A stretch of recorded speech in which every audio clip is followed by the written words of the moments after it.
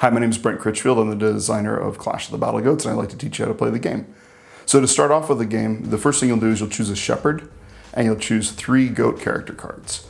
These goats, or gruffs, each come with a mini deck of 15 cards. You're going to pick 8 cards from each of those goats and shuffle them together to make your deck. Now for your first game, I recommend using this deck list, which comes included with the game. It gets you set up with all the basics that you need.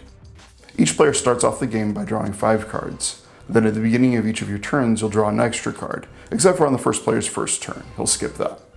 Now you'll notice in the upper left-hand corner of each of those cards, there's a number in a purple circle. That indicates how crazy your shepherd needs to be in order to play one of those cards. Well, no shepherd in the game starts with very much crazy, so to get more crazy, we activate goats. Basically, all your goats are super obnoxious and weird, and trying to get them to do anything for you drives you nuts.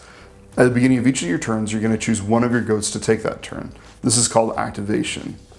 When you activate a goat, a couple things happen. First, you turn the goat sideways to indicate that it's been exhausted. All exhausted means is that that goat can't be activated again and take another turn until the rest of your goats have taken a turn. At the beginning of your turn, if all your goats are exhausted, then they all refresh and can be activated again. The second thing that you do is resolve any abilities that would trigger on activation of a goat. Now, we're going to activate Bucket. Bucket has got a special ability that says it gets too weird when he's activated. So we're going to go ahead and activate that ability. So that ability is going to trigger, and Bucket's going to get 2 more weird points. Finally, after you've exhausted your goat and gained your ability points, the last thing that you'll do is gain crazy equal to the active goat's weird score.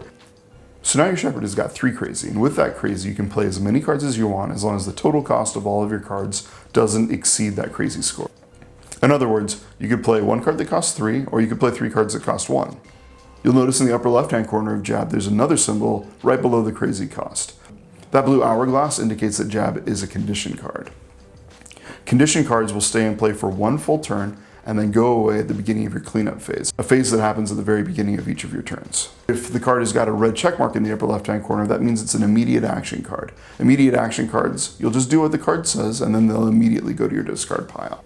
If the card has got a green symbol in the upper left-hand corner, that means it's a mutation card.